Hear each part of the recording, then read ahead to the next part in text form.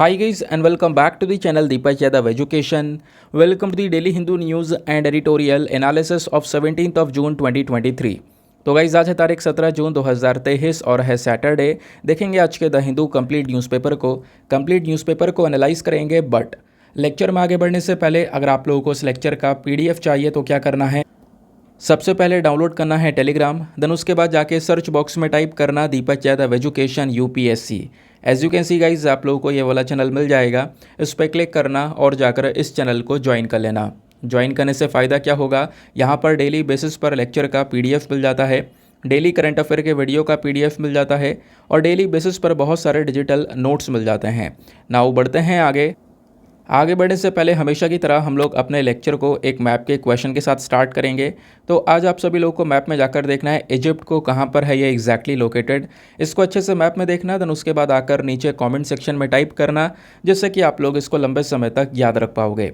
साथ ही साथ एक क्वेश्चन सॉल्व करेंगे जो कि यूपीएससी प्रीवियस ईयर साल 2023 के प्रीलिम्स में पूछा गया था। डेली बेसिस पर हम लोग यहाँ पर एक प्रीवियस ईयर क्वेश्चन को भी सॉल्व करते हैं। क्वेश्चन क्या बोलता है, consider the following heavy industries. आपको यहाँ पर 3 इंडस्ट्रीज़ के नाम दिए गए हैं। Number 1 fertiliser plants, number 2 oil refineries, number 3 steel plants. तो इन तीनों इंडस्ट्रीज़ को देखते हुए एक स्टेटमेंट भी यहाँ पर दिया है, वो स्टेटमेंट ध्यान से सुनना क्योंकि इसी के बेसिस पर आप इस क्वेश्चन का आंसर दे पाओगे। स्टेटमेंट बोलता है कि इन तीनों इंडस्ट्रीज़ में से कितनी, कौन सी नहीं, इन तीनों इंडस्ट्रीज़ में से कितनी इंडस्ट्रीज़ ऐसी हैं जहां पर जो ग्रीन हाइड्रोजन है वो एक बहुत इंपॉर्टेंट रोल प्ले करता है पोल्यूशन को ख़त्म करने के लिए, डीकार्बोनाइजिंग के अंदर में।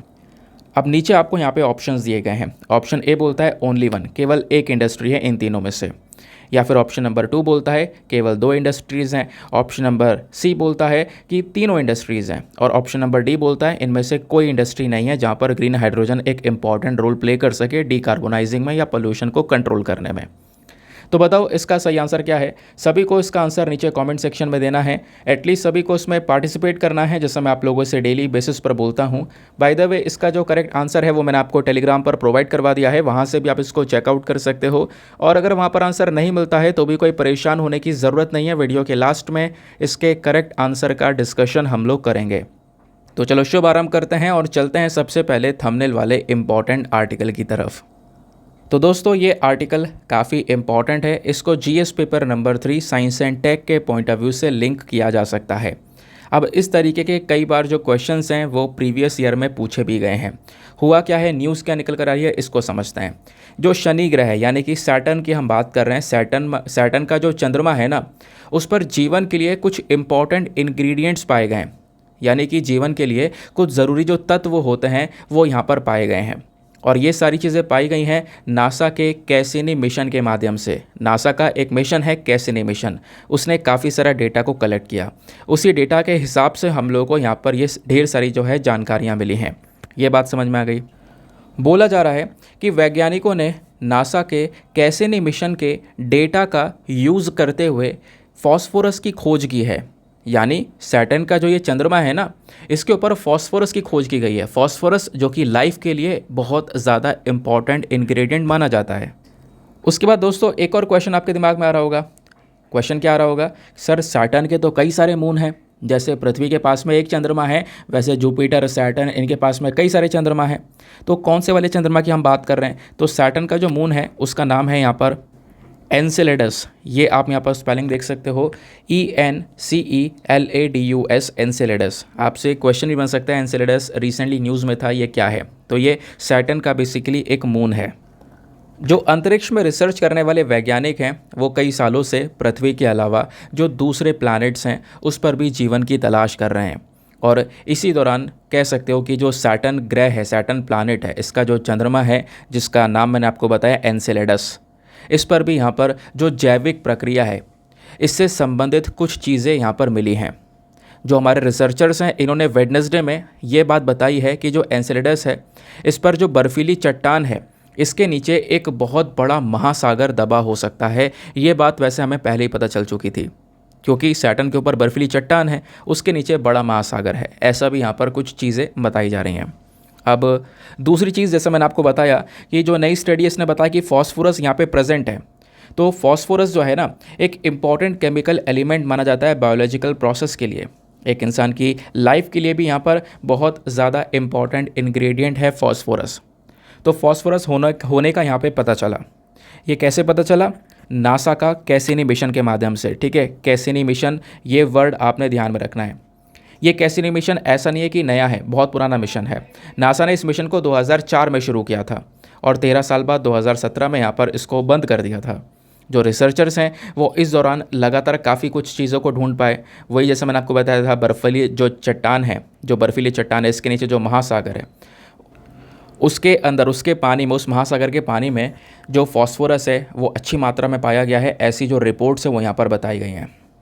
अब सैटर्न एक ऐसा प्लैनेट है जिसके पास कई सारे मून हैं, और ये जो एनसेलेडस वाला मून है, इसके ऊपर फॉस्फोरस के अलावा इतिहास में कई और भी इम्पॉर्टेंट जो इंग्रेडिएंट्स हैं वो पाए गए हैं, ऐसा यहाँ पे बोला जा रहा है। जैसे कि इससे पहले यहाँ पे बोला जा रहा है एनसेलेडस के जो महासागर है, इसमें वैज्ञानिकों को कार्बन, ऑक्सीजन, हाइड्रोजन, नाइट्रोजन और सल्फर जैसे और भी कई सारे, जैसे एक मानव जीवन के लिए ज़रूरी तत्व होते हैं, वो चीज़ें यहाँ पर पाई गई हैं, वो यहाँ पर मिला है। अब क्वेश्चन यहाँ पर यह आता है कि इस फॉस्फोरस के मिलने का इम्पॉर्टेंस क्या है, यानी इसका महत्व क्या है, या ये इतना ज़रूरी क्यों है। तो ये डिस्कवरी हम लोगों को डायरेक्टली सजेशन देती है कि एनसेलेडस के ऊपर में, इस चंद्रमा के ऊपर जो समुद्र है, जो महासागर है, ये कहीं ना कहीं एक जीवन को सपोर्ट कर सकता है, और जो जो रिक्वायरमेंट एक ज़िंदगी के लिए होती हैं वो सारी रिक्वायरमेंट्स को पूरा कर सकता है, क्योंकि काफ़ी कुछ इंग्रेडिएंट्स फॉस्फोरस के अलावा भी यहाँ पर देखने को मिले हैं। और उससे भी एक बेहतरीन चीज़ ये बताई गई है कि एनसेलेडस के ऊपर में जो फॉस्फेट का कंसंट्रेशन है, जो मात्रा है फॉस्फेट की, वो पृथ्वी से, जानिए पृथ्वी के समुद्र से कहीं ना कहीं 100 गुना ज़्यादा है। ऐसे भी चीज़ें यहाँ पर मेंशन की जा रही हैं।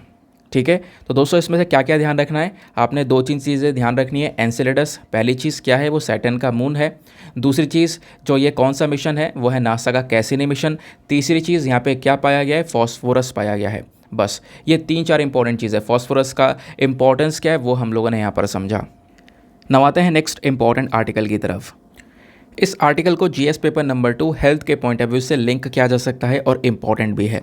क्या बात की गई है, जो जेनरिक ड्रग्स हैं for diabetes, gastric issues and cardiovascular elements see high demand, यानी कि पिछले 9 सालों के अंदर अगर हम देखें, जो हमारी जेनरिक वाली दवाइयाँ हैं, जेनरिक दवाइयाँ क्या होती हैं वो भी आगे मैं आपको समझाऊंगा। ठीक है, तो डायबिटीज़ के लिए, गैस्ट्रिक इश्यूज़ के लिए, या फिर हमारे हार्ट से रिलेटेड, यानी कि दिल से रिलेटेड जो बीमारियाँ होती हैं, कार्डियोवास्कुलर एलिमेंट्स उनको बोलते हैं, इन चीज़ों की दवाइयों की जो डिमांड है पिछले कुछ समय में बहुत ज़्यादा नज़र आई है। इनकी सेल भी इंक्रीज़ हुई है।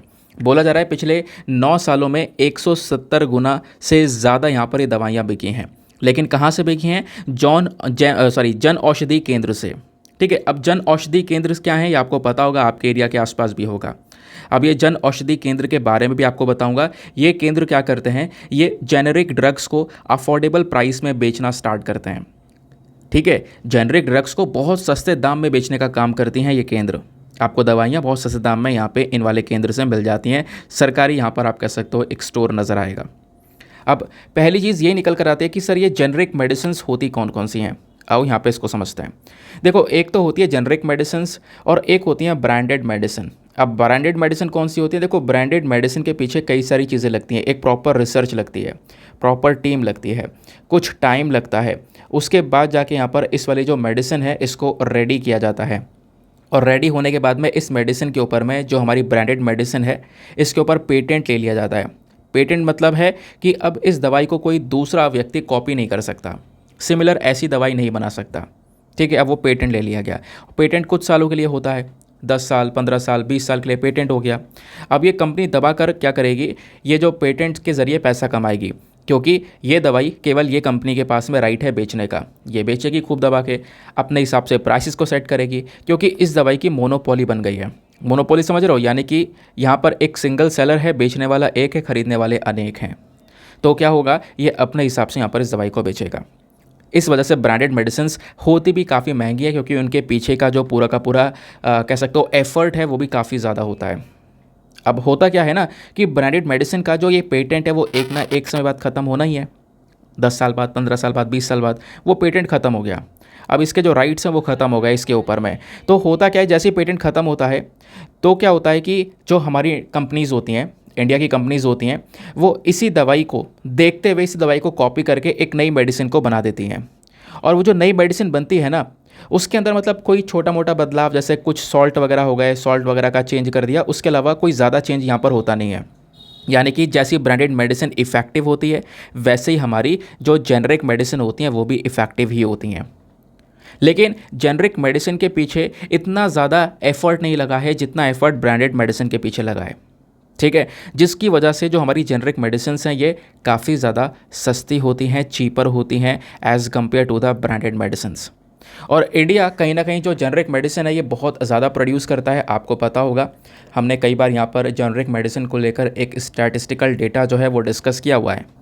तो ब्रांडेड मेडिसिन का पेटेंट खत्म हो जाए, उसी टाइप की मेडिसिन को कॉपी करके बनाया जाए, वो कहलाती है जेनरिक मेडिसिन्स।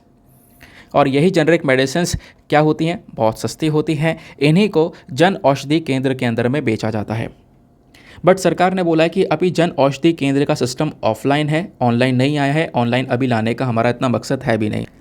अब ये जन औषधि केंद्र बेसिकली एक स्कीम के अंदर में खोले गए हैं। उस स्कीम का नाम पता होना चाहिए, क्योंकि आपकी बार जो है हमने देखा स्कीम को लेकर क्वेश्चन पूछे जा रहे हैं लगातार। तो इस स्कीम का नाम है प्रधानमंत्री भारतीय जन औषधि परियोजना स्कीम, ठीक है। अब इस स्कीम के तहत ये केंद्र खोले गए। इस केंद्र में बोला जाता है कि ब्रांडेड मेडिसिन के कंपैरिजन में लगभग 50 से लेकर 90% तक सस्ती दवाई इस वाले केंद्र में मिल जाती है, जन औषधि केंद्र के अंदर में। अभी हमारी प्लानिंग यहाँ पर यह है कि इस प्रकार के जो केंद्र हैं इनकी संख्या को बढ़ाया जाए, क्योंकि अभी हमारे देश में जो ये केंद्र हैं उनकी संख्या है 9484। कितनी? 9484। नाउ अभी मकसद है कि आने वाले कुछ समय में हम ये जो केंद्र हैं इनको 10,000 के आसपास पहुंचा दें। 10,000 के आसपास सेंटर्स ओपन करेंगे पूरे इंडिया में। समझ गए इस बात को? करेंटली आप देख पाओगे 4 गोदाम हैं, कहाँ कहाँ पर है, कौन से लोकेशन में है, ये बातें आपने ध्यान में रखने की आवश्यकता नहीं है। बट जन औषधि केंद्र का मेन मकसद क्या है वो आप यहाँ पर समझ रहे होंगे, सस्ते दाम में दवाइयों को प्रोवाइड करवाना। लेकिन ये कौन से स्कीम के तहत लाया गया है? प्रधानमंत्री भारतीय जन औषधि परियोजना स्कीम। नाउ ये स्कीम क्या है, इसको थोड़ा और डिटेल से अपन अब कवर करेंगे, ठीक है। GS paper number 2 government policies interventions करके जो है आपका सिलेबस के अंदर एक टॉपिक देखने को मिल जाता है। तो ये PMBJP एक बेसिकली एक कैंपेन है, एक ऐसा कैंपेन जिसको डिपार्टमेंट ऑफ फार्मास्यूटिकल्स ने 2008 में लॉन्च किया था, ठीक है। उस समय पर जो नाम था वो जन औषधि कैंपेन था, लेकिन इसको वापस से इस कैंपेन के अंदर में कुछ चेंजेस करके इसको वापस से लेकर आया गया। 2015-16 में नाम रख दिया गया PMBJP, ठीक है। ये बात समझ में आ गई। अब उसके बाद यहाँ पे जो हमारे ब्यूरो ऑफ फार्मा है, PSUs of India, bureau of pharma PSUs of India यानी पब्लिक सेक्टर अंडरटेकिंग्स की बात कर रहे हैं। ये कहीं ना कहीं एक इम्प्लीमेंटिंग एजेंसी है। ये यहाँ पर इस वाली परियोजना को लागू करने का काम करती है। समझ गए इस बात को? अब जो भी मेडिसिन यहाँ पर दी जाती है, मैंने आपको बताया जो जन औषधि मेडिसिन यहाँ पर दी जाती है ना, वो ब्रांडेड मेडिसिन के कंपैरिजन में 50%, कभी कभी 80-90% भी सस्ती मिलती है। अब इस PMBJP का मकसद क्या है, ठीक है। अब PMBJP समझ रहे हो ना, बार बार मैं नहीं बता रहा हूँ, मैं बस खाली शॉर्ट फॉर्म यूज़ कर रहा हूँ। प्रधानमंत्री भारतीय जन औषधि परियोजना की हम लोग बात कर रहे हैं। तो PMBJP का मकसद है कि जो क्वालिटी मेडिसिन हैं, एक अच्छी मेडिसिन को अवेलेबल करवाना, है ना, अफोर्डेबल प्राइस में, बहुत सस्ते दाम में, प्लस लोगों का जो खर्चा होता है दवाइयों के ऊपर में उसको कम से कम करना, प्लस जेनरिक मेडिसिन को पॉपुलराइज़ करना। क्योंकि जेनरिक मेडिसिन को लेकर एक छवि बनी हुई है। क्या छवि बनी हुई है? एक ऐसी इमेज है कि ये मेडिसिन अच्छी नहीं होती हैं, लोकल हैं, ऐसी बनाई गई हैं, अनब्रांडेड मेडिसिन है, कोई एफिशिएंसी नहीं है इनकी, ऐसा कुछ यहाँ पर बोला जाता है। बट इस चीज़ का ये जो भ्रम है लोगों का, इसको दूर करने के लिए यहाँ पर जो जेनरिक मेडिसिन हैं वो यहाँ पर कहीं ना कहीं अभी के समय पर दी जा रही हैं। बोला जा रहा है कि यहाँ पर इसकी क्वालिटी इतनी मतलब सही नहीं होती है। लोग यहाँ पर समझते हैं लेस इफेक्टिव होता है, क्वालिटी बेकार होती है। बट जेनरिक मेडिसिन को पॉपुलराइज़ करने के लिए यहाँ पर ये जो पर्टिकुलर स्कीम है वो यहाँ पर चलाई गई है। उसके बाद यहाँ पे बोला जा रहा है कि हम लोग इस स्कीम के तहत और भी काम कर रहे हैं, जैसे कि जो मेंस्ट्रुअल हेल्थ सर्विसेज होती हैं, जैसे जन औषधि सुविधा सैनिटरी नैपकिन्स, ये यहाँ पर जो वेमेन है पूरे इंडिया भर में उनको बहुत ज़्यादा यहाँ पर सस्ते दाम में अवेलेबल करवाने की बात की जा रही है। ईजिली अवेलेबिलिटी यहाँ पर इसकी प्रोवाइड करवाने के बारे में चर्चा की जा रही है। उसके अलावा ये जो स्कीम है ये तो हमने डिस्कस कर लिया। अब इसी स्कीम के तहत जन औषधि केंद्र को खोला गया। इस प्रकार के स्टोर्स खुले हुए आपको नज़र आएंगे। नाउ ये जो स्टोर्स हैं ये कहीं ना कहीं यहाँ पर कह सकते हो कि जगह है, एक ऐसा सेंटर है जहाँ पर आपको क्वालिटी वाली जेनरिक मेडिसिन मिल जाती हैं और सभी लोगों को ये प्रोवाइड करवाते हैं। जो हमारी सरकार है उन्होंने एक टारगेट रखा है कि इस प्रकार के स्टोर मार्च 2025 तक 10,500 के आसपास हो जाएंगे हमारे देश भर में। अभी जो स्टोर है इसकी कमी है, 9,000 के समथिंग है, जैसे मैंने अभी आपको बताया था। उसके अलावा कुछ नई मेडिसिन्स, उसके बाद न्यूट्रास्यूटिकल प्रोडक्ट्स हो गए, protein powder, malt based food supplement, protein bar, इस प्रकार की जो चीज़ें हैं वो भी यहाँ पर धीरे धीरे लॉन्च कर रही जा रही हैं। और आगे भी कई सारे और भी जो मॉडर्न लेवल के न्यूट्रास्यूटिकल प्रोडक्ट्स हैं वो भी यहाँ पर लॉन्च करे जाएंगे, ऐसा यहाँ पर बोला जा रहा है इन औषधि केंद्र में, जो कि आपको सस्ते दाम में प्रोवाइड करवाए जाएंगे। आगे आते हैं नेक्स्ट आर्टिकल पर। दोस्तों, इस वाले आर्टिकल को GS paper number 2 international relations के पॉइंट ऑफ व्यू से आप लिंक कर सकते हो। यहाँ पे मैं ज़्यादा कुछ टाइम वेस्ट करूँगा नहीं इस वाले आर्टिकल में। क्योंकि यहाँ पे बोला जा रहा है पीएम मोदी 20 से लेकर 25 जून के बीच में यूएसए और इजिप्ट की विज़िट करने वाले हैं। अब ये आर्टिकल अभी आपने क्यों नहीं पढ़ना है, क्योंकि अभी विज़िट होगी, मिलेंगे, कुछ स्टेटमेंट्स आएंगे, डिस्कशंस होंगे, तब उसके बाद जो न्यूज़ होगी वो कंफर्म होगी। अभी एक प्रेडिक्शन है बेसिकली, हाँ ये चीज़ होने वाली है, तो वैसा अभी आपने नहीं पढ़ना होता है, क्योंकि ऑब्वियसली बात है विज़िट काफ़ी बड़ी होने वाली है। इसके बाद कई सारे आर्टिकल्स आपको न्यूज़ में देखने को मिल जाएंगे। तो पीएम मोदी 2 कंट्रीज़ को विज़िट करेंगे 20 जून से लेकर 25 जून, ये 5 दिनों में। पहले जाएंगे यूएस, फिर उसके बाद में जाएंगे इजिप्ट। अब आप कहोगे यूएस की विज़िट तो हम पहले से ही सुन रहे हैं, यूएस में विज़िट होने वाली थी, लेकिन इजिप्ट क्या करने जाएंगे? तो मैं आपको बता दूं इजिप्ट क्या करने जाएंगे, क्योंकि इजिप्ट के जो मिनिस्टर हैं, इजिप्ट के जो प्रेसिडेंट हैं अब्देल फताह एल सीसी, ये आए थे जनवरी में इंडिया में। अच्छा हाँ, याद होगा, इजिप्ट एक ऐसा देश है जो कि इस साल में 2-3 बार न्यूज़ में आया है, तो एग्जामिनेशन में क्वेश्चन बनने के चांसेस भी बढ़ जाते हैं। इस वजह से आपसे बोला गया था इजिप्ट को मैप में देख लेना। तो वहाँ के जो प्रेसिडेंट हैं अब्देल फताह एल सीसी, ये जनवरी में 26 जनवरी में हमारी रिपब्लिक डे पर एज अ चीफ गेस्ट आए थे, और इन्होंने यहाँ पर पीएम मोदी को इनवाइट भी किया था। तो कह सकते हो कि उसी के बदले में यहाँ पर पीएम मोदी भी जा रहे हैं इजिप्ट में। समझ गए? ये इजिप्ट वाली विज़िट का तो जो मामला है वो आप समझ गए।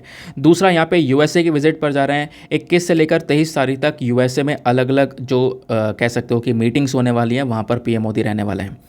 सबसे पहले यहाँ पर वो जाएंगे यूएस में, और न्यूयॉर्क के अंदर में जाने वाले हैं। वहाँ पे जो इंटरनेशनल योगा डे होने वाला है उसका सेलिब्रेशन होगा 21 जून को, है ना? कहाँ पे होगा? जो यूनाइटेड नेशन का हेडक्वार्टर है, एग्जैक्टली वहाँ पे यूनाइटेड नेशन का हेडक्वार्टर न्यूयॉर्क में ही है, वहीं पर इस डे का सेलिब्रेशन होने वाला है। साथ ही साथ में उसके बाद वाशिंगटन डीसी जाएंगे वो, और फिर उसके बाद जो वाइट हाउस है वहाँ पर उनको वेलकम किया जाएगा 22 जून को। जो खासकर वहाँ के प्रेसिडेंट हैं जो बाइडेन, उनके साथ में मीटिंग होने वाली है। फिर साथ में वाइस प्रेसिडेंट कमला हैरिस के साथ में, वहाँ के सेक्रेटरी एंथनी ब्लिंकन के साथ में, और कई सारे मिनिस्टर्स के साथ में ये जो मीटिंग है वो होने वाली है पीएम मोदी की, ऐसा यहाँ पर मेंशन किया जा रहा है। समझ गए इस बात को? चलो फिर, ये था यहाँ पे छोटा सा आर्टिकल, कुछ ज़्यादा इंपॉर्टेंट रेलिवेंट चीज़ें हैं नहीं। नाउ आते हैं एडिटोरियल डिस्कशन पर। लेकिन दोस्तों आगे बढ़ने से पहले मेक श्योर करना वीडियो पे जो लाइक का बटन है उसको प्रेस कर देना। एक छोटा सा टारगेट है यार हमारा 5K प्लस लाइक्स का, जिसको आप अचीव करवा सकते हो। साथ ही साथ में मेरे साथ में इंस्टाग्राम पे कनेक्ट कर सकते हो। इंस्टाग्राम पे जाना, सर्च बॉक्स में लिखना दीपक यादव एजुकेशन, आपको ये प्रोफाइल मिलेगा जहाँ पे 12,000 से ज़्यादा लोग ऑलरेडी मेरे साथ में जुड़ चुके हैं। आप भी मेरे साथ में पर्सनली यहाँ पर जुड़ सकते हो, लेकिन मेक श्योर करना कि 5,000 लाइक्स पहुंचा दो। आप लोगों से डेली बोलते हैं और आप करते भी हो, तो यहाँ पे काफ़ी लोग भूल जाते हैं, बस खाली याद दिलाने के लिए यहाँ पे मैंने आपको बता दिया है। आज के न्यूज़पेपर में कुछ खास इतनी चीज़ें नहीं है दोस्तों, क्योंकि आज सैटरडे है। सैटरडे में हमारा टेक्स्ट एंड कॉन्टेक्स्ट वाला पेज भी नहीं आता है, लेकिन एडिटोरियल यहाँ पर हमारे पास में है। 2 एडिटोरियल हैं और दोनों के दोनों इंपॉर्टेंट हैं। सबसे पहला ये है रेलवे सेफ्टी के बारे में बात करता है। ओडिशा में जो रिसेंटली आपने हादसा देखा है ना, उस हादसा के बाद यहाँ पर ये जो आर्टिकल है वो लिखा गया है कि हमें कहाँ कहाँ पर अपने इंडियन रेलवेज़ के अंदर में सुधार की आवश्यकता है, हमें क्या करना चाहिए। ठीक है, वो यहाँ पर इन्होंने समझाया है। उसके अलावा जो दूसरा एडिटोरियल है ये बात करता है यूएस और ईरान की न्यूक्लियर डील के बारे में, जिसको JCPOA के नाम से भी आप जानते हो, P5+1 डील के नाम से भी जानते हो। तो ये ईरान न्यूक्लियर डील क्या है इसको भी अपन समझेंगे। प्लस यहाँ पे राइटर का कहना यह है कि एक नई प्रकार की डील की तरफ यहाँ पे जो ईरान और US है वो बढ़ते चले जा रहे हैं। वो जो नई डील है वो क्या होने वाली है, कैसे अमेरिका का इंटरेस्ट है इसमें, प्लस आप कह सकते हो ग्राउंड लेवल पर क्या होने वाला है, ईरान कैसे और मजबूत होने वाला है, वो सारी चीज़ें यहाँ पर समझाई गई हैं, वो भी डिस्कस करेंगे। फिर जैसा मैंने बोला सैटरडे है, सैटरडे में यहाँ पर कुछ खास चीज़ें हैं नहीं, तो यहाँ पर आप उनको स्किप कर सकते हो। बस 2 रेलिवेंट आर्टिकल यहाँ पे आपको नज़र आएंगे। चलो एक एक करके डिस्कस करेंगे। आज का जो आपको मेंस का क्वेश्चन मिलेगा ना, वो इस वाले ईरान न्यूक्लियर डील को लेकर मिलेगा। ये बात आपने ध्यान में रखनी है, इस वजह से अच्छे से चीज़ों को सुनते हुए चलना। तो दोस्तों आते हैं हम लोग इस पर्टिकुलर आर्टिकल पर, बहुत ध्यान से सुनना। यहाँ पर मैं आपको एक एक करके सारे के सारे पॉइंट्स जो राइटर बोलते हैं, प्लस कुछ अलग से पॉइंट्स भी हैं, वो भी मैं आपको एक्सप्लेन करके बताने वाला हूँ। सबसे पहली चीज़, हुआ क्या है, 3 ट्रेनें आपस में टकरा गईं। कहाँ की बात है? ओडिशा की बात है। ओडिशा में 2 जून को ये हादसा हुआ। स्पेशली कहाँ पर? जो बहनगा बाज़ार रेलवे स्टेशन है वहाँ के जस्ट पास में, बालासोर के पास में। और उस पूरे इंसिडेंट के अंदर में कई सारे लोगों की जान गई है। अब यहाँ पे बोला जा रहा है 280 से ज़्यादा लोगों की जान गई है, जबकि जान जाने वालों की संख्या बहुत बहुत ज़्यादा है। बस यहाँ पे इस वजह से ओवर लिख दिया गया कि यहाँ 280 से ज़्यादा लोगों की जान गई है। उसके अलावा कई हज़ार लोग यहाँ पर आपको, मतलब 1000 के आसपास लोग इंजर्ड देखने को मिल जाएंगे, जिनको कहीं ना कहीं यहाँ पर कहीं ना कहीं बहुत गहरी चोटें आई हैं। तो ये हादसा कहीं ना कहीं एक, कह सकते हो, लोगों को डराने वाला हादसा था। उसके बाद में हम लोगों को एक सीख देने वाला हादसा था कि कहीं ना कहीं यहाँ पर जो कमी हुई है उसमें बहुत बड़ी सुधार की आवश्यकता है। एक कह सकते हो खतरनाक डिज़ास्टर जो रेलवे के अंदर हुआ है ना, ऐसे बड़े बड़े डिज़ास्टर्स हुए हैं दुनिया भर में, उसी वाली लिस्ट में ये ओडिशा वाला रेलवे डिज़ास्टर भी ऐड हो चुका है। अब राइटर यहाँ पर बोलते हैं कि एक तरफ एक्सीडेंट हो गया, दूसरी तरफ लोग क्या मांग कर रहे हैं? रेलवे मंत्री को हटाया जाए पद से, रेलवे मंत्री यहाँ पर जो है अपना इस्तीफ़ा दें। उसके अलावा यहाँ पर लोगों का कहना यह है कि कैसे यहाँ पर एक्सीडेंट हो गया, किसकी गलती थी, एक्सीडेंट को रोकने के लिए क्या करना चाहिए। लेकिन यहाँ पे लोग चीज़ों को एनालाइज नहीं कर रहे हैं कि हमें पूरे रेलवे सिस्टम को देखना होगा। रेलवे सिस्टम को ऊपर से लेकर नीचे तक पूरा एनालाइज करना होगा, और इसमें कुछ नई चीज़ें ऐड कर सकते हैं। नई चीज़ें मतलब क्या है कि विदेश में कुछ अलग अलग प्रकार के सिस्टम यूज़ किए जा रहे हैं। जैसे CIRAS एक सिस्टम का नाम है, जिसकी चर्चा राइटर बहुत ज़्यादा करने वाले हैं। CIRAS की फुल फॉर्म है confidential incident reporting and analysing system. ये ब्रिटिश यूनिवर्सिटीज़ के थ्रू बनाया गया था आज से 30 साल पहले। ये सिस्टम बढ़िया काम कर रहा है, इसको हमें सीखना होगा, इसको हमें इम्प्लीमेंट करना होगा। ये सिस्टम काम कैसे करता है वो सब कुछ मैं आगे आपको बताऊँगा, लेकिन इतना आपको समझ में आया। अब राइटर बोलते हैं कि अ मल्टीप्लिसिटी ऑफ इंक्वायरीज, यानी कि एक तरफ हो गया एक्सीडेंट, दूसरी तरफ क्या हो गया, पहली बार कुछ ऐसा देखने को मिला है कि कहीं पर एक्सीडेंट हुआ रेलवे का, ट्रेन से एक्सीडेंट हुआ इतना भयंकर, और हमारे रेलवे मंत्री पहुंचे हों। नहीं तो पहले भी कई बार बड़े बड़े एक्सीडेंट्स हुए, लेकिन रेलवे मंत्री वहाँ एक्सीडेंट्स वाले प्लेस पर पहुँचे नहीं हैं। लेकिन यहाँ पर रेलवे मिनिस्टर उस जगह पर पहुँचे, उस जगह पर पहुँचे ही नहीं, केवल वहाँ पे रुके हुए थे जब तक पूरे काम को रिस्टोर नहीं कर दिया गया। कुछ ही घंटों के अंदर कह सकते हो कि जो ये पूरा रिस्टोरेशन है वो कर दिया गया। कई बार इतिहास में ऐसे एक्सीडेंट्स हुए हैं जहाँ पर कह सकते हो कि कोई हादसा हुआ है, हादसा के बाद यहाँ पर वो जो सिनेरियो है, वो जो मतलब डिज़ास्टर हुआ है या डिस्ट्रक्शन हुआ है प्रॉपर्टी का, वो ऐसे ही पड़ा हुआ है लंबे समय तक, धीरे धीरे करके रिस्टोरेशन किया गया। लेकिन यहाँ पर कुछ ही समय में रिस्टोरेशन कर दिया गया, वापस से ट्रेन चलने लगी, और वापस से ट्रेन चलने लगी, चीज़ें रिस्टोर हो गई। उसके बाद रेलवे मंत्री उस जगह से हटकर आए हैं, नहीं तो फिर वहीं पर थे वो जब से एक्सीडेंट हुआ। पहली बार ऐसी देखने को मिली है कोई चीज़, ऐसा राइटर बोलते हैं। दूसरी चीज़, एक और एक्सेप्शनल चीज़ यहाँ पर जो देखने को मिली है कि वो हमारे PM मोदी, जो हमारे प्रधानमंत्री हैं, वो खुद यहाँ पे इस एक्सीडेंट वाले जो जगह है वहाँ पे पहुँचे हैं। इंडियन रेलवेज़ का अगर आप इतिहास उठाओ तो ऐसा पहले यहाँ पर नहीं देखने को मिला है, ये चीज़ यहाँ पर राइटर ने मेंशन की है। अब दूसरी तरफ यहाँ पे बोला जा रहा है कि एक तो हो गया एक्सीडेंट, दूसरी चीज़ ये हो गई जो कि अच्छी चीज़ थी, हमने वापस से रिस्टोर कर दिया। लेकिन तीसरा यहाँ पे बोला जा रहा है कि एक्सीडेंट के पीछे कई सारी जो इंक्वायरीज़ है वो बैठा दी गई हैं। वहाँ पे जो हमारे मिनिस्टर्स, उनका कहना यह है कि भारी से भारी इन्वेस्टिगेशन होगा, पूरी डिटेलिंग यहाँ पर निकाली जाएगी स्ट्रैटेजी की, जो भी इसके पीछे जिम्मेदार होगा उसको कड़ी से कड़ी सज़ा दी जाएगी। और जो यहाँ पर ये पूरा का पूरा इंक्वायरी है ये हमारा CBI को दे दिया गया है, सेंट्रल ब्यूरो ऑफ इन्वेस्टिगेशन को। तो यहाँ पे राइटर बोलते हैं ये चीज़ थोड़ी सी गलत लगी। क्यों?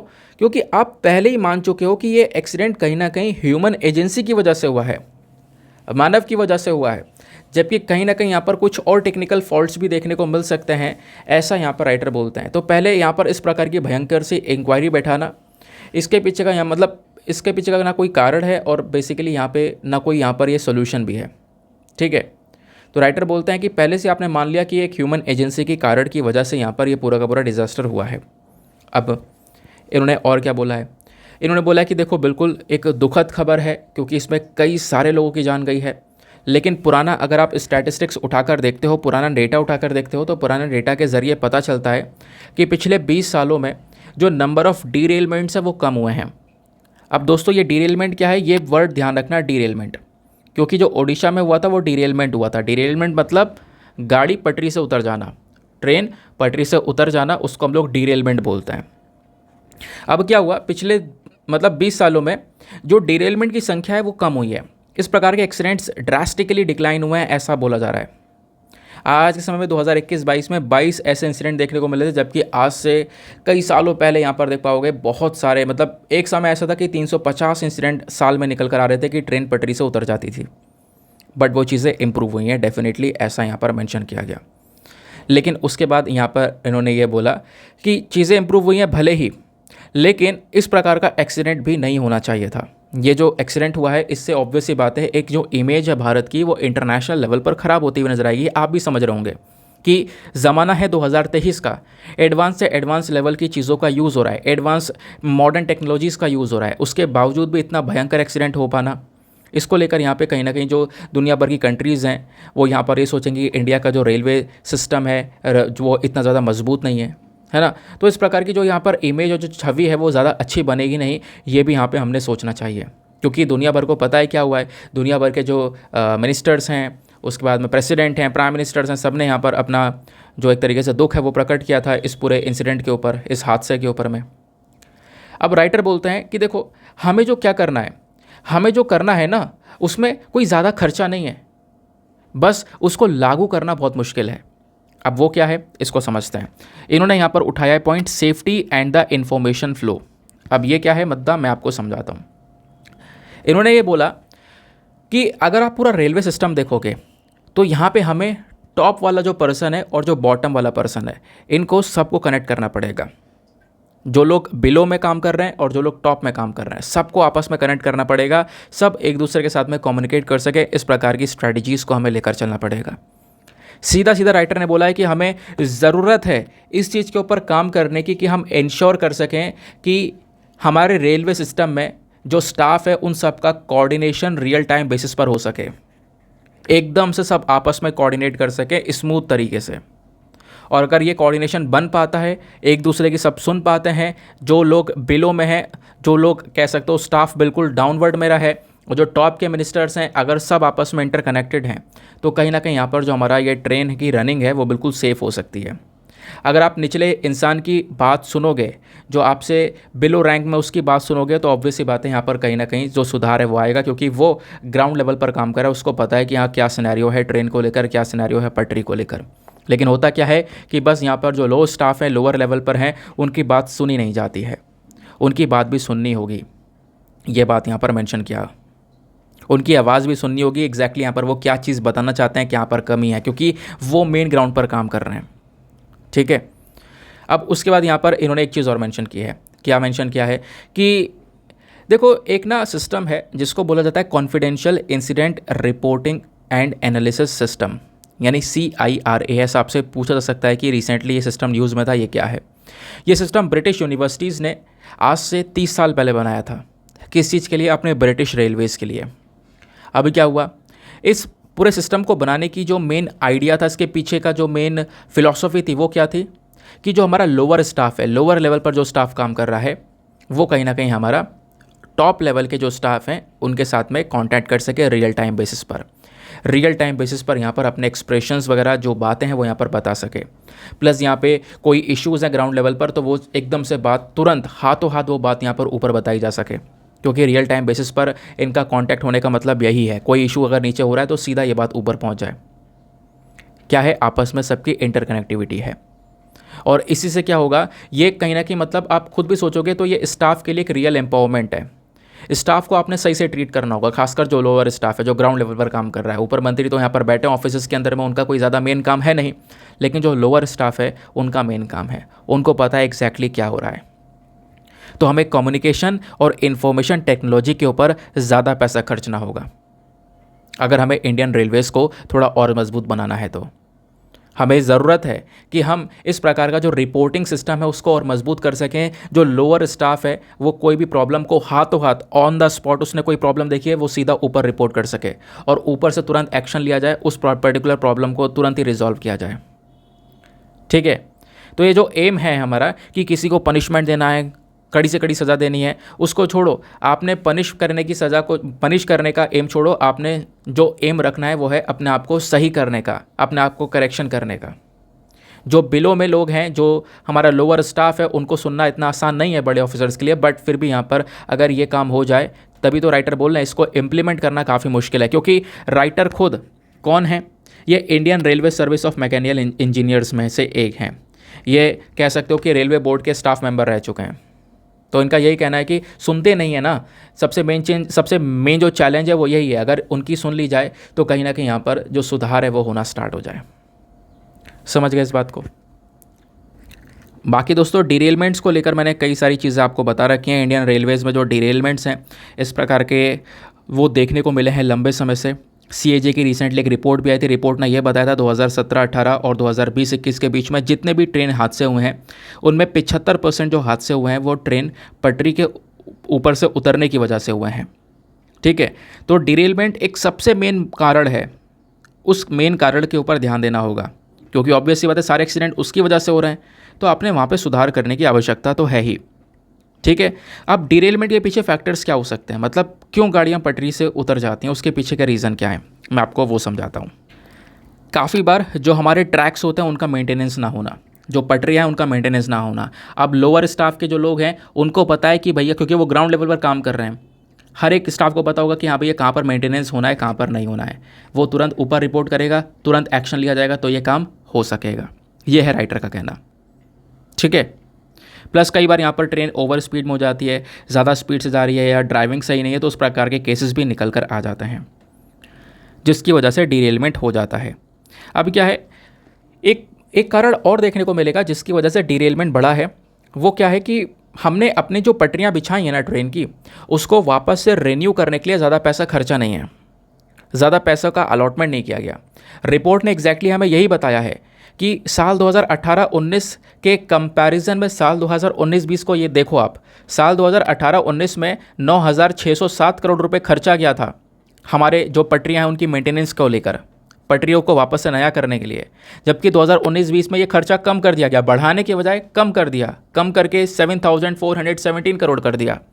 इससे क्या होगा, अब पैसा कम हो गया तो ऑब्वियस सी बात है कहीं ना कहीं यहाँ पर जो कमियाँ हैं ट्रैक रिन्यूएबल के अंदर में वो रह जाएंगी, और इसकी वजह से भी जो ये डिरेलमेंट्स है वो यहाँ पर देखने को मिल जाते हैं। ठीक है, समझ गए इस बात को? चलो आते हैं उसके बाद में नेक्स्ट आर्टिकल पर। अगला जो एडिटोरियल है यहाँ पर इसको लिखा है तलमीज़ अहमद ने, एक फॉर्मर डिप्लोमेट है। इनका कहना यहाँ पर क्या है मैं आपको समझाता हूँ। यूएस ईरान न्यूक्लियर डील के बारे में ये बात करते हैं। देखो दोस्तों, इस आर्टिकल की गहराई में जाने से पहले आपने थोड़ा सा बेस क्लियर करना होगा और समझना होगा कि आखिरकार ये US Iran nuclear deal exactly थी क्या। एक सेकेंड रुक जाओ, मैं आपको बताता हूँ। दोस्तों, ईरान न्यूक्लियर डील को हम दो नामों से, मतलब तो इसके दो नाम और हैं। सबसे पहला नाम है JCPOA, आपने सुना होगा JCPOA। ठीक है, अब ये क्या है? Joint comprehensive plan of action इसकी फुल फॉर्म है। दूसरा यहाँ पर इस डील को हम लोग P5+1 के नाम से भी जानते हैं। अब ये P5+1 क्या है? देखो, एक तरफ तो ईरान था और दूसरी तरफ यहाँ पर ये 6 कंट्रीज़ थी। P5 में परमानेंट 5 कंट्रीज़। परमानेंट 5 कंट्रीज़ कौन कौन सी हो गई? वही China, France, Russia, UK, US। ठीक है, और +1 में आ जाता है जर्मनी, +1 में जर्मनी। तो ये कुछ कंट्रीज़ है जिन्होंने ईरान के साथ में एक एग्रीमेंट किया था आज से कई साल पहले। ठीक है, ये बात है 2013 से लेकर 2015 के आसपास की, 2015 के बीच। उस समय पर US के जो प्रेसिडेंट है वो बराक ओबामा हुआ करते थे। तो ये जो पूरा एग्रीमेंट हुआ था इसमें ओमान का काफ़ी बड़ा हेल्प था। ओमान ने यहाँ पर बिचौलिया का काम किया था, ओमान के माध्यम से यहाँ पर एग्रीमेंट हो पाया था। अच्छा, ये एग्रीमेंट किस चीज़ को लेकर था मैं आपको बताता हूँ। इस एग्रीमेंट से पहले यानी 2013, 14, 15 से पहले क्या हो रहा था कि जो ईरान है ना वो लगातार अपने हथियारों को डेवलप कर रहा था, वेपन्स को। अब क्या होगा, ये तो दुनिया भर की कंट्रीज़ बनाती हैं, नहीं, यहाँ पर जब मैं वेपन्स की बात कर रहा हूँ तो हम लोग बात करें न्यूक्लियर वेपन्स की। अब न्यूक्लियर वेपन बनाना देखो कहीं ना कहीं यहाँ पर इतना आसान भी नहीं है। दूसरी चीज़, न्यूक्लियर वेपन बनाने के लिए आपको यूरेनियम चाहिए होता है, और दूसरी तरफ ईरान के अंदर भरपूर मात्रा में यूरेनियम प्रेजेंट है। तो यूरेनियम का जो एनरिचमेंट है, एनरिचमेंट मतलब यूरेनियम को प्योर किया जा रहा है जिससे न्यूक्लियर वेपन में यूज़ किया जाएगा, तो ये एनरिचमेंट ईरान ने स्टार्ट कर दिया था। अब लोगों को पता है कि हाँ भैया देखो, जो ईरान है ये कहीं ना कहीं कह सकते हो कि मतलब जो ईरान है ना, वो लोगों को दिख रहा था कि ये एक न्यूक्लियर वेपन को बनाने की खुराक में है और न्यूक्लियर वेपन बना रहा है, और हम इतनी आसानी से बनाने नहीं दे सकते, क्योंकि दुनिया भर में बहुत कम ही कंट्रीज़ आपको देखने को मिल जाएंगी जिनके पास में न्यूक्लियर वेपन्स है, जिसमें इंडिया है, उसके बाद पाकिस्तान है, यूएसए है, फ्रांस है, इनके पास में इजराइल है, इनके पास में अपने अपने न्यूक्लियर वेपन्स आपको देखने को मिल जाते हैं। ठीक है, वैसे इनमें और कंट्रीज़ भी हैं, रशिया चाइना भी है, मैं आपको बता रहा हूँ बस खाली। अब होता है न्यूक्लियर वेपन काफ़ी खतरनाक होते हैं। हिरोशिमा नागासाकी आपको याद होगा, जहाँ पर ये न्यूक्लियर बॉम्ब गिराए गए थे, इतने खतरनाक कि अभी तक यहाँ पर उनका असर दिखाई पड़ता है, और बात है वर्ल्ड वॉर 2 की। तो इस प्रकार के वेपन्स ईरान को इसलिए भी नहीं बनाने दिया जाना चाह रहा है क्योंकि मिडिल ईस्ट के अंदर में जो ईरान है, इसके रिलेशंस कई सारे देशों के साथ में काफ़ी ख़राब है। पता है, ईरान के एक मंत्री का एक समय पहले स्टेटमेंट निकल कर आया था। वो स्टेटमेंट पता है क्या था? उन्होंने ये बोला था कि इज़राइल को हम इस नक्शे से साफ़ कर देंगे। अब इज़राइल और ईरान के रिलेशंस भी बहुत ज़्यादा अच्छे नहीं हैं, बहुत ख़राब रिलेशंस आपको देखने को मिलेंगे। ईरान सऊदी अरेबिया के रिलेशंस काफ़ी ख़राब थे, बट अभी थोड़े समय पहले चाइना ने बिचौलिया का मतलब रूप लेकर कह सकते हो कि इन दोनों के बीच में जो है रिलेशंस को मेंटेन करवाया है। तो इतने खास रिलेशंस भी नहीं हैं। ऐसी ऐसी बातें यहाँ पर ईरान की साइड से बोली गई हैं कि इज़राइल को साफ़ कर देंगे मैप से। तो इज़राइल चाइना का ही एलाई कंट्री है, मतलब कहीं ना कहीं ऑब्वियस ही बात है, इजराइल जो है, सॉरी चाइना को बोल रहा हूँ, इजराइल जो है यूएसए का एलाई कंट्री है, यूएसए का पूरा सपोर्ट इजराइल के प्रति। तो इन सब ने मिलकर इजराइल ने अपनी तरफ से जोर दिया यूएसए के ऊपर कि कहीं ना कहीं यहाँ पर ईरान को कुछ करना पड़ेगा। अब ईरान के ऊपर जब देखने को मिला कि भैया न्यूक्लियर वेपन्स की तैयारी कर रहा है, तो ढेर सारे सैंक्शंस लगा दिए गए, भरपूर मात्रा में यहाँ पर सैंक्शंस लगाए गए, हर तरीके से ईरान की इकोनॉमी तबाह हो गई, बर्बाद कर दिया था पूरा ईरान को। इवन इसकी चक्कर में इंडिया के जो रिलेशन है ईरान के साथ में वो ख़राब होने स्टार्ट हो गए। क्यों? देखो, भारत भी कच्चा तेल खरीदता था ईरान से बहुत सस्ते दाम में, लेकिन सैंक्शंस लग गए। सैंक्शन लगने के बाद में हम कच्चा तेल नहीं खरीद पा रहे थे, है ना, ईरान से। हमने अपना चाबार पोर्ट ईरान में बनाया हुआ है, बट वो चाबार पोर्ट का हम प्रॉपर यूज़ नहीं कर पा रहे थे। उस चाबार के पोर्ट्स के माध्यम से हम ऊपर सेंट्रल एशियाई कंट्रीज़ में पहुँच सकते थे, कज़ाकिस्तान, तुर्कमेनिस्तान, तजिकिस्तान में, बट वहाँ भी नहीं पहुँच पा रहे हैं। क्यों? क्योंकि हमारा चाबार पोर्ट वर्किंग में नहीं है, सपोर्ट नहीं मिल रहा है, क्योंकि यूएसए के सारे सैंक्शंस ईरान के ऊपर लगे हुए हैं। तो भारत के ऊपर भी एक डायरेक्टली जो इम्पैक्ट है वो पड़ता हुआ नज़र आया था। अब होता क्या है कि ये सारा सिनेरियो देखते हुए ईरान सोचता है कि यार हमारी तो इकोनॉमी वगैरह बर्बाद हो गई पूरी तरह से, अब क्या करें? एक डील कर लेते हैं। एक डील की गई, जिस डील को नाम दिया गया P5+1, या फिर कह सकते हो JCPOA का नाम दिया गया। अब इस डील में क्या बोला गया कि जो ईरान है वो यूरेनियम का एनरिचमेंट नहीं करेगा, यानी न्यूक्लियर वेपन्स नहीं बनाएगा। यूरेनियम का एनरिचमेंट केवल उतना ही करेगा जितना बिजली के उत्पादन में आवश्यकता होती है, क्योंकि आपको पता होगा जो हमारे न्यूक्लियर पावर प्लांट्स होते हैं ना, जहाँ से एनर्जी को जनरेट किया जाता है, वहाँ पर भी यूरेनियम का यूज़ किया जाता है। तो केवल उतना 4 से 5% यूरेनियम का एनरिचमेंट आप करोगे जितना इलेक्ट्रिसिटी के लिए आवश्यकता है। आप न्यूक्लियर वेपन्स के लिए यूरेनियम का एनरिचमेंट नहीं कर सकते। ईरान ने सोचा चलो ठीक है यार, थोड़ा बहुत हमारी हेल्प मिल जाएगी, है ना, इस प्रकार का एग्रीमेंट कर लिया गया कि इधर यूएसए ने बोला हम आपके ऊपर से सैंक्शंस हटा देंगे अगर एग्रीमेंट हो जाएगा तो। बट हुआ क्या? एग्रीमेंट हुआ भी, फिर बाद में कह सकते हो कि बराक ओबामा गए, डोनाल्ड ट्रंप आए। डोनाल्ड ट्रंप ने क्या किया? ये डोनाल्ड ट्रंप ईरान से जो ये एग्रीमेंट हुआ था, इस एग्रीमेंट से बाहर निकल गए। डोनाल्ड ट्रंप का कहना यहाँ पर यह कि मैं एग्रीमेंट एक्सेप्ट नहीं करूँगा। एग्रीमेंट से बाहर निकल गए। बाहर निकलने के बाद में लगातार सैंक्शंस के ऊपर सैंक्शंस जो है ईरान के ऊपर धर दिए। फिर वापस से इशू आने लगा, तो ईरान सोचने लगा यार कि कभी एग्रीमेंट होता है, कभी सुधार हो जाता है, क्योंकि एग्रीमेंट के बाद में से ईरान के ऊपर से सैंक्शंस हल्के कर दिए गए थे, मामला सीधा सीधा चल रहा था। बट डोनाल्ड ट्रंप आकर इस पूरा एग्रीमेंट से बाहर निकल जाते हैं, कहते हैं अमेरिका इस एग्रीमेंट में नहीं रहेगा, और वापस सैंक्शन लगा देते हैं। वापस से ईरान को झटका लग गया। अब जो बाइडेन जो है वापस से कोशिश कर रहे हैं कि भाई इस प्रकार का जो डील है वो हो जाए, है ना, वापस ये डील हो जाए। बट ईरान यहाँ पर तैयार नहीं है, क्योंकि ईरान कह रहा है कि कल फिर प्रेसिडेंट बदलेगा, कल फिर वो बाहर हो जाएगा, वापस सैंक्शन लग जाएंगे ईरान के ऊपर में। तो इस प्रकार के जो हालात हैं वो भी चल रहे हैं।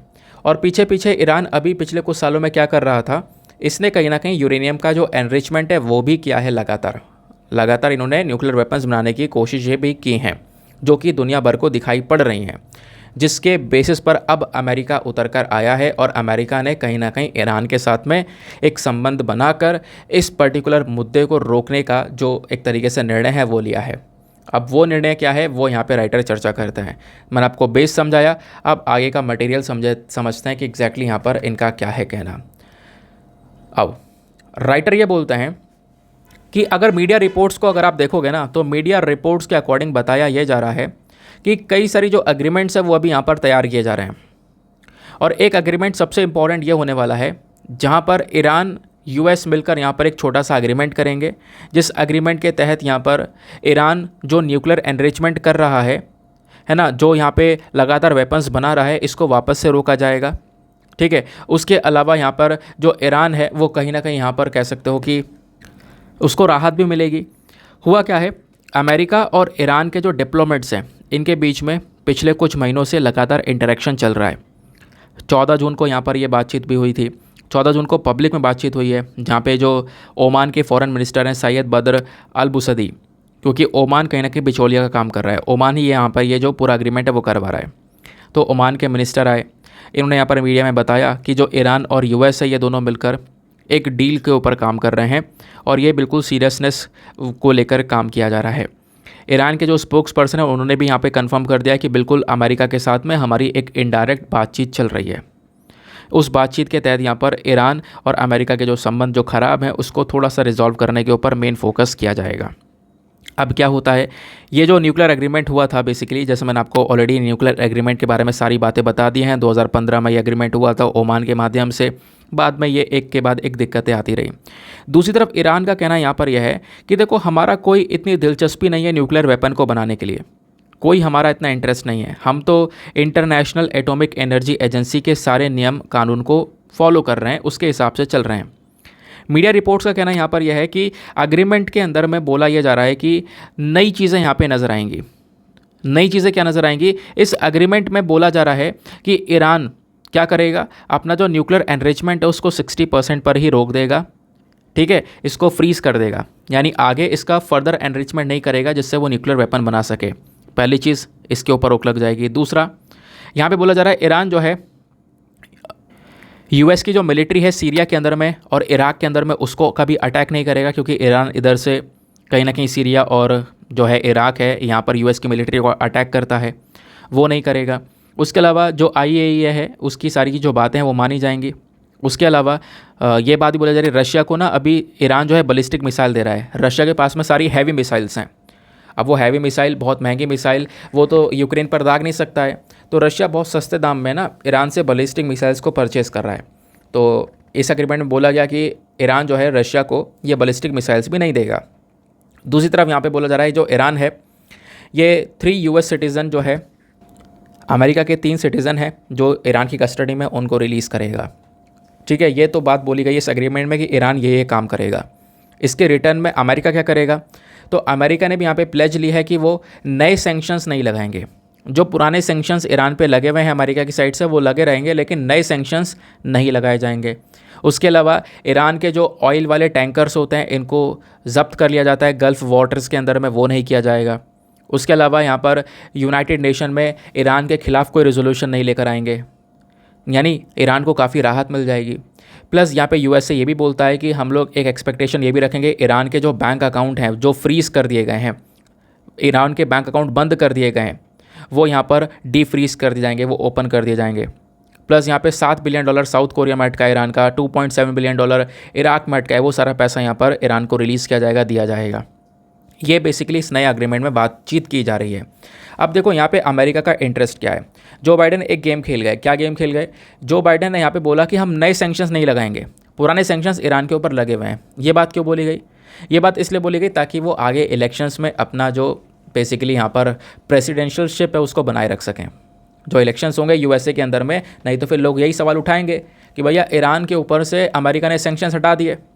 लेकिन यहाँ पे क्या हुआ, इन्होंने बोला नए सैंक्शंस नहीं लगाएंगे, लेकिन आपको राहत ज़रूर देंगे अलग अलग चीज़ों से। इससे यहाँ पर ईरान को एक सपोर्ट मिल जाएगा, क्योंकि ईरान की इकोनॉमी की आज के समय पर धज्जियाँ उड़ी पड़ी हैं। तो क्या हुआ, अमेरिका का इंटरेस्ट भी है। अमेरिका ने यह दिखाया कि देखो इलेक्शंस में हम लोग यहाँ पर दो तरफा मतलब बैलेंस करके चीज़ों को लेकर चल रहे हैं। इलेक्शन में फ़ायदा होगा।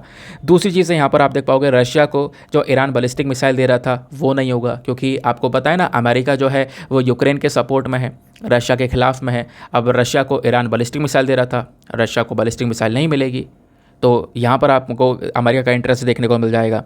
फिर एक और इंटरेस्ट देखने को मिल जाएगा। क्या इंटरेस्ट है वो, कि जो अभी ईरान के पास में अगर न्यूक्लियर वेपन्स आ जाते ना तो ईरान उस टेक्नोलॉजी को आगे और बढ़ा देता। और कंट्रीज़ हैं सऊदी अरेबिया, इन सब के पास में जो न्यूक्लियर वेपन्स की टेक्नोलॉजीज़ है वो पहुंचनी स्टार्ट हो जाती हैं, बट ये चीज़ें काफ़ी कंट्रोल हो जाएंगी, ये यहाँ पर बोला गया। तो ये अमेरिका का इंटरेस्ट आपको देखने को मिल जाएगा। अब सवाल यहाँ पर यह आता है कि ग्राउंड लेवल पर क्या क्या चीज़ें आपको लागू देखने को मिलेंगी। देखो ईरान जो है इस अरेंजमेंट में आ तो रहा है क्योंकि उसको पता है कि हमारी इकोनॉमी की हालत ख़राब है और इससे थोड़ा बहुत तो राहत मिलेगा। कैसा भैया, बहुत सारा पैसा रिलीज़ किया जाएगा ईरान के अंदर में, वो जो पैसा उनका जब्त किया गया है उससे उनकी इकोनॉमी जो है रिवाइव हो पाएगी।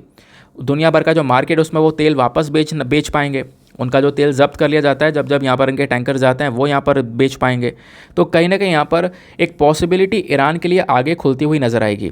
लेकिन दूसरी तरफ बोला जा रहा है कि अगर आप सोच रहे हो कि ईरान रशिया से अपने रिलेशंस ख़राब कर देगा या चाइना से ख़राब कर देगा, तो ऐसा नहीं होने वाला। ईरान एक ऑप्शन बचा के रखेगा, रशिया और चाइना से भी अपने पॉलिटिकल और इकोनॉमिक टाइज मेंटेन करके रखने वाला है, ऐसा यहाँ पर बोला जा रहा है। अब ये तो दिखाता है आगे के यूएसए के इलेक्शंस के ऊपर कि क्या होगा। अब यूएसए के जो इलेक्शंस होंगे आगे प्रेसिडेंट के जो बाइडेन बने रहते हैं, या अभी वैसे डोनाल्ड ट्रंप ने अनाउंसमेंट किया है डोनाल्ड ट्रंप वापस से खड़े होने वाले हैं, तो कोई भी यहाँ पर अगर जीतता है तो वो उसके ऊपर डिपेंड करता है। जो बाइडेन बने रहेंगे तो ऑब्वियस सी बात है, देखो ये जो डील है वो चलती रहेगी, बट कोई दूसरा प्रेसिडेंट आता है सन की उसकी, तो कहीं ना कहीं क्या होगा, ये जो डील है ये भी वापस से ख़त्म कर दी जाएगी, जिसके बाद ईरान और ज़्यादा प्रॉब्लम में आने वाला है। ठीक है, समझ गए इस बात को। तो ये है यहाँ पर पूरा का पूरा ईरान न्यूक्लियर डील का इशू, कि बस न्यूक्लियर वेपन्स को बनाने से एक तरीके से रोका जा रहा है ईरान को, और वो अब यहाँ पर एक नए एग्रीमेंट के तहत यह काम किया जा रहा है।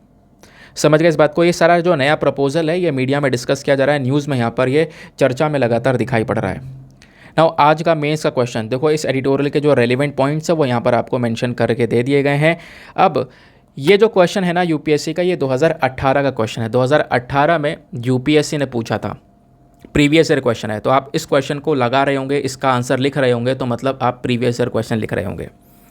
क्वेश्चन है, in what ways would the ongoing US Iran nuclear pact controversy affect the national interest of India? How should India respond to its situation? देखो दोस्तों, मैं इस क्वेश्चन को हिंदी में आज नहीं लेकर आ पाया हूँ, लेकिन मैं हिंदी में ट्रांसलेट कर दूंगा आपको, ठीक है। तो पूछा यह जा रहा है कि जो यूएस और ईरान का ये न्यूक्लियर कंट्रोवर्सी है, न्यूक्लियर एग्रीमेंट को लेकर कंट्रोवर्सी है, ये कहीं ना कहीं यहाँ पर हमारे भारत के नेशनल इंटरेस्ट को कैसे अफेक्ट कर सकती है। मैंने आपको बताया था कई सारे पॉइंट्स याद करो, है ना। अब कई सारे पॉइंट जैसे कि चाबार पोर्ट वाला इशू हो गया, दूसरी चीज़ यहाँ पर तेल खरीद रहे थे वो नहीं आ पा रहा है, ऐसे कई सारे इश्यूज़ आपको देखने को मिलेंगे। तो ये यूएस और ईरान का जो ये पूरा का पूरा कंट्रोवर्सी है, इससे भारत का जो नेशनल इंटरेस्ट है वो कैसे अफेक्ट हो रहा है, ये आपने समझाना है, किस तरीके से अफेक्ट हो रहा है। दूसरा, इंडिया किस तरीके से यहाँ पर इस सिचुएशन को रिस्पॉन्ड कर रहा है, इंडिया का जवाब यहाँ पर क्या देखने को मिल रहा है वो आपने समझाना है। अब ये 2018 का क्वेश्चन था, उस हिसाब से आपने यहाँ पर इसको सॉल्व करना है, ठीक है। ईरान न्यूक्लियर डील के बारे में आपने पता होना चाहिए, वैसे मैंने आपको बता दिया, थोड़ा बहुत आप और पढ़ सकते हो, उसके बाद जो है इस क्वेश्चन का आंसर लिख सकते हो।